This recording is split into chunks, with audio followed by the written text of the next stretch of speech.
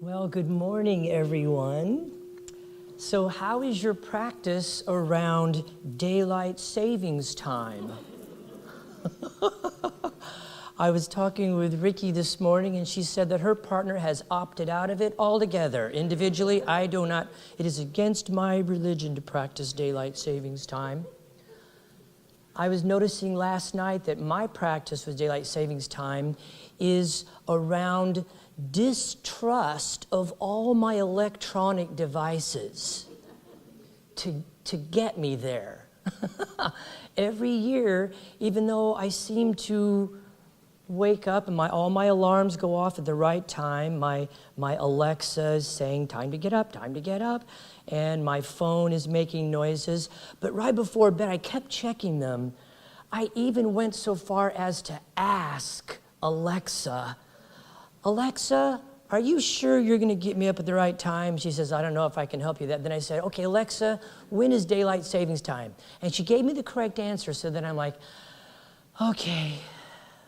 But I was just noticing that there was this distrust of electronics, so I don't know where that comes from. So today, the talk is the 3 levels of delusion. Ooh, delusion. Those levels are number 1, inattention, number 2, denial, and number 3, a misperception of reality. There's the old Zen story about the 2 little fishies who were just swimming along. They were young fishies, just swimming along, hanging out. After a while, they passed by this old sage fishy. And as the sage passed the 2 fish, he said, good morning, boys. How's the water? And they nodded and kept going. And about 5 or 10 minutes later, one little fishy turns to the other and says, what's water? The old country saying is, it's not what you know that's dangerous, it's what you know that ain't so. Farmer wisdom. So delusion. When we are lost in delusion, it's hard to see even the most obvious truths. Delusion has the characteristic of blindness, of covering the nature of experience, and then fostering unwise attention and deluded actions. But enough about me. Let's talk a little bit here about the importance. If there's one takeaway from this morning, it is the importance of realizing how one-sided our view of things can be. Even just accepting that that is a possibility and can actually exist, even that is a wonderful start and a way into truth and clarity. So realizing that there's a one-sided view of things and how much reality we may actually be missing because we see only what we want to believe. We can be famously deluded about love, our bodies, our plans, finances, past, future. Kalu Rinpoche says that we live in illusion and the appearance of things. There is a reality, but you do not know this.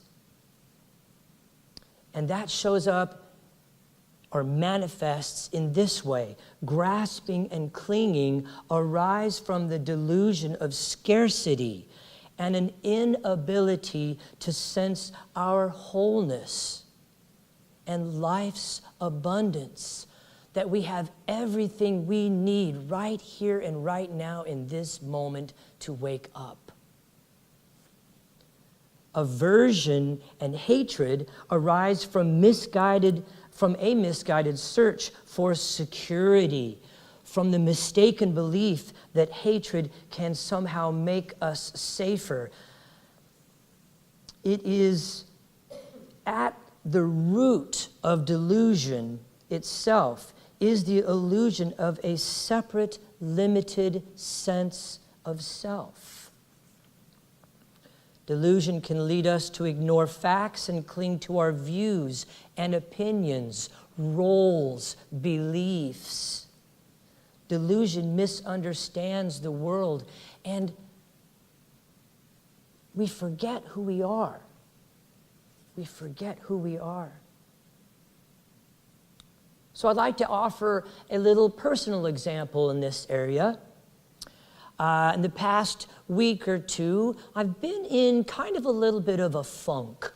And I don't know if Ingrid is here. Is Ingrid here?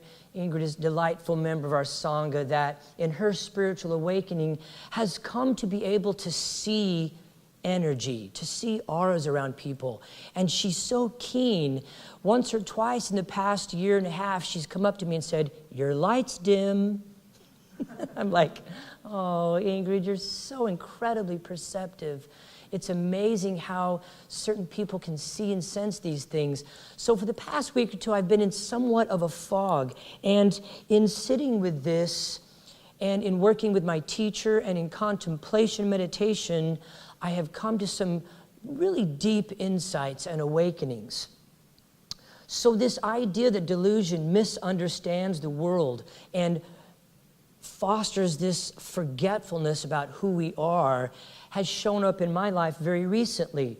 I have become aware of my belief, my delusion of my role as a helper fixer. And darn good at it, I might add.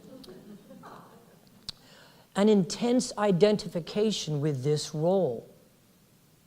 Not only with that, but with the delusion and the illusion of its permanence. That always have been, am now, always will be the helper, the fixer, as if anybody needed help, as if anybody was broken. But there's the fixer, there's the helper, always quick to offer advice, always quick to jump in and fix the problem. And underneath that was a misguided belief that that was going to somehow make me better, make me more important, make me lovable. There was even a delusion of the returns, that by fixing or helping these situations, these people, these problems, that what I would get in return was love, as if it were outside of me and not radiating from me. So this manifested here recently in this funk. And so after a meditation the other night, I sat down and I did a little bit of journaling because something was moving through me. And here's what I wrote. As my life situation is changing, the universe, in its infinite wisdom, is placing me in a set of circumstances that requires not a helper, but a leader.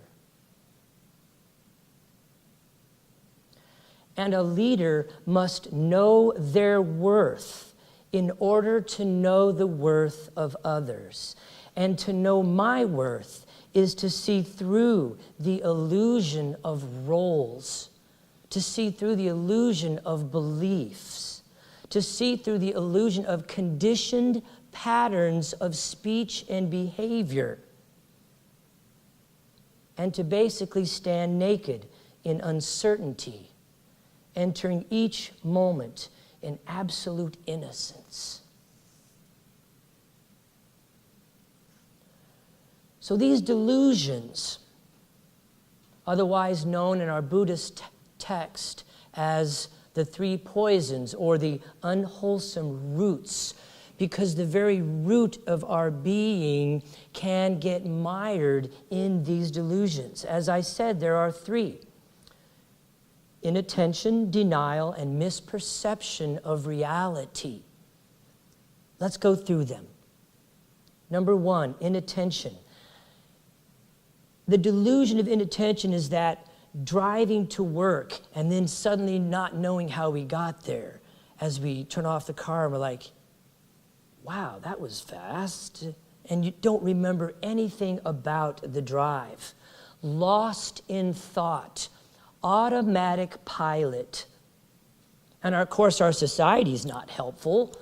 As a school teacher for years, our school lunch consisted of 20 minutes, and 10 minutes of that 20 minutes were spent standing in line. And there's another 2 or 3 minutes in trying to find a spot where you really wanted to sit. And so that leaves you, all of 8 minutes to actually eat. And of course, in our society, multitasking is praised. How many plates can you juggle simultaneously? And so as we are bombarded by stimulation with all of the screens, they don't call them teenagers anymore, they call them screenagers.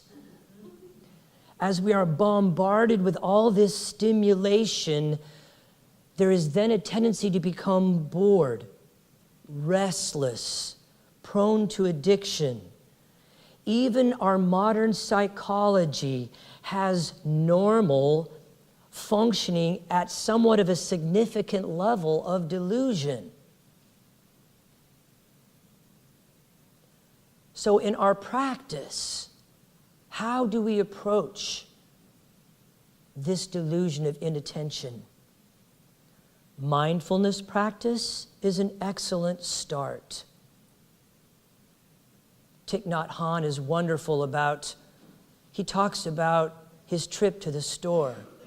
I open the car door, I get in, I close the door, I put on my seatbelt, I start the car, I press the gas pedal. If the car goes fast, I go fast. The car and I are one. This incredible mindfulness, and he does this with everything. Dishes, lighting incense, anything you can think of, he is incredibly present and mindful of what's going on. Even mindfulness of the deluded mind, catching yourself lost in thought, caught on a train ride of thoughts and ideas about where you're going, about where you've been, about all the things you need to do, should have done. The deluded mind rejects or resists anything unpleasant and clings and grasps onto the pleasant. These are opportunities for mindfulness, to simply note and be aware.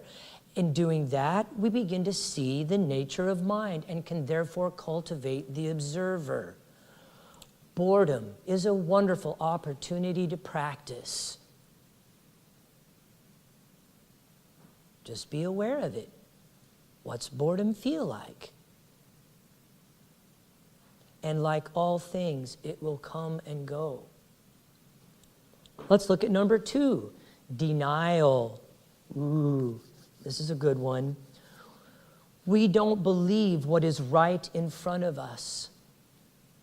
Denying problems at work, denying problems in a marriage or a relationship, denying depression, denying addiction, as if denying any of these things is going to make them go away.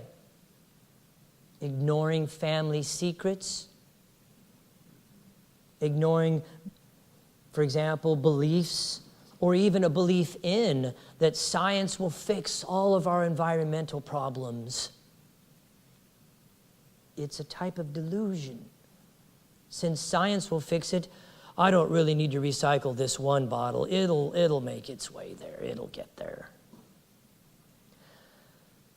So within denial, how do we approach this in our practice? Well, this is the benefit of teachers, therapists, counselors, Kalyana Mitta, or spiritual friends, who can help us confront our denials, who can help us probe, question, interpret,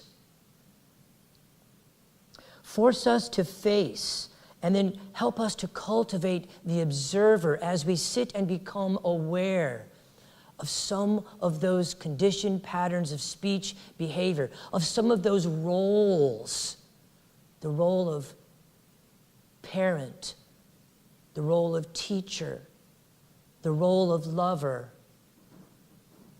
As these roles change, because we know they will, this is impermanence. Everything is becoming something else, but we cling to that role. And we're still parenting our kids even though they're 47 years old. We cling to the relationships with the mistaken belief, the delusion that just because this relationship is changing, we have this delusion that it's ending. Who says? Maybe it is, maybe it isn't. It's not what you know. It's what you know that ain't so. So in this way, we can work with denial with the help of Sangha, with the help of our friends, with the help of our teachers. So I want to get to the last one now, which is the deepest level of delusion, is one of the hardest elements or prospects of delusion to face. And that is misperception of reality.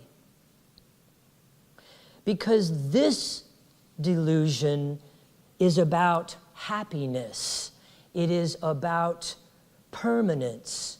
It is about the nature of who we think we are.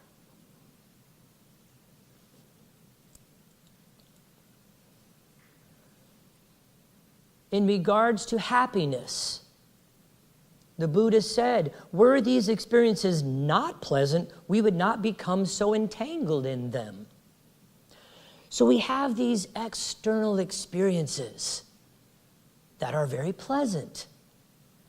And then we spend the rest of the week trying to get back there. We go on retreat and we have a blissed out moment. And then we get angry at the next retreat because that didn't happen. All of this is a denial of the nature of change, the nature of impermanence. This idea that happiness is external, it's outside of us.